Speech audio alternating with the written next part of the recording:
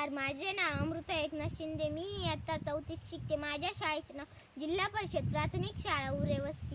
ज्ञानज्योती तेवत्या ठेवा तिथे अंधार आहे, उजळू द्या अंधाराची वाट ही वैरीण आहे. ज्ञानाची ही ज्योती पेटविणाऱ्या सावित्रीबाई फुले यांनी 1848 मध्ये मुलींची पहिली शाळा काढली. त्यांनी आपल्या जीवनाचे रान केले. संपूर्ण आयुष्य स्त्री शिक्षणात रचले. ज्योतिरावांनी त्यांना शिकवले व शिक्षिका बनवले. त्या काळी त्यांना खूप त्रास सहन करावा लागला. शाळेतून येता जाता लोक त्यांच्या अंगावर शेण चिखल फेकत असे, पण हा सर्व त्रास सहन करून त्यांनी स्त्री शिक्षणाचे कार्य चालूच ठेवले. ज्ञान हा मानवाचा तिसरा डोळा. या ज्ञानाच्या जोराने मानवाने पाताळ नव्हे तर अंतराळ पादाकुंत केले. जी कवाडे विशिष्ट वर्गासाठी खुली होती, ती कवाडे आज स्त्रियांच्या अस्पृश्यासाठी खुली केली. अनाथ मुलांना मातेचे वात्सल्याने प्रेम केले.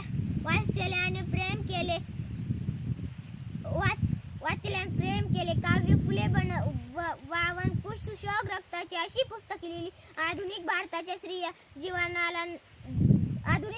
स्त्रियांना नवा अर्थ देण्यास कार्य त्यांनी केले. प्रगतीच्या प्रत्येक क्षेत्रात स्त्रियांना पदार्पण केलेले दिसते. या तिच्या प्रगतीसाठी सावित्रीबाईंना बहुमोल योगदान आहे. स्त्रियांमधील उतान अंधश्रद्धा नष्ट झाल्या पाहिजे. स्त्रीने शिक्षणाचा आग्रह धरला, तिच्या हाती पाण्याची दोरी, ती जगते उद्याही हे पटवून दिले. एक स्त्री शिकली की सर्व कुटुंब शिकते याची जाणीव करून दिली. कुंभाराने जाळामध्ये मडके भाजले. येता जाता पाठ सरून थंड पाणी प्यायला. आज जीवात त्रास, उद्या सुखाचा पाठ काटे तुडवताना हिरवळ भेटते. या सावित्रीबाईमुळे आपण स्त्री सन्मानाने जगत आहोत. त्या सावित्रीबाईंना खरी श्रद्धांजली वाहण्याची असेल तर स्त्रियांचा सन्मान करा. आजही सुरक्षित समाजात स्त्रिया सुरक्षित नाही. अनेक ठिकाणी आपण पाहतो स्त्रियांवर अन्याय होतात.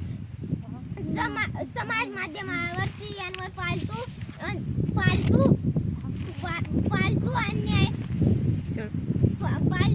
अन्याय विनोद केले जातात. हे सर्व थांबले पाहिजे. स्त्री पुरुष एका कागदाच्या नहऱ्यासारखे प्रत्यक्षात आले पाहिजे, तरच खऱ्या अर्थाने आपण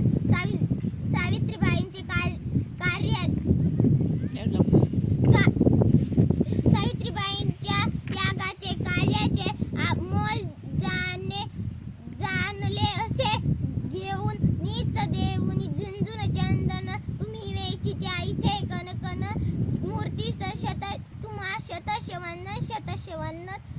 जय हिंद, धन्यवाद.